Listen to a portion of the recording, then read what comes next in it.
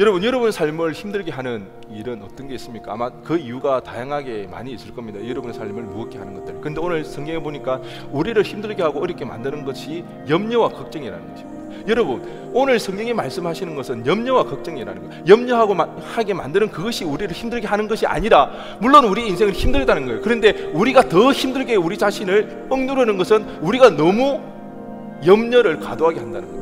이 걱정 자체가 우리를 힘들게 만든다는 거예요. 그런 말이 있잖아요. 우리가 하는 염려에, 걱정의 90%는 일어난다, 안 일어난다. 실제로 일어나지 않는다는 거예요. 그런데 우리는 그 염려 속에, 걱정 속에 오히려 우리를 더 짓누르게 되어서 힘들다는 겁니다. 여러분, 우리가 아무리 힘들고 어려워도 여태까지 굶었나요?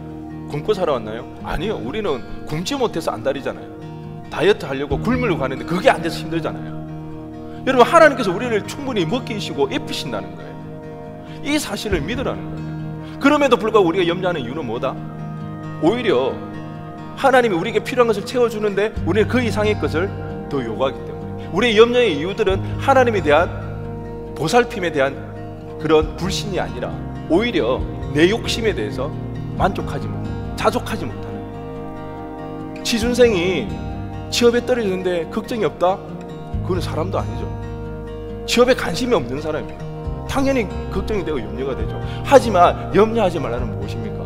그게 함몰하지 말라. 그 염려 때문에 끊임없이 나의 필요를 하나님 앞에 요구하며 나가지 말라. 그렇게 되면 주객 전도가 되는 것입니다. 하나님이 나에게 필요한 것이 아니라 염려 속에서 내 필요를 채우는, 하나님이 나의 인생의 필요를 채워주는 도구로 전락해버린다는 겁니다. 그러기에 우리는 염려 속에서 어떻게 대응을 해야 되는가? 우리는 염려가 전혀 없이 모든 것이 다 좋게, 그런 생각, 그런 마음으로 살아갈 수가 없습니다. 그럴 때 우리는 그 염려 속에 어떻게 반응을 해야 되는가? 하나님을 기억해야 하는 것입니다.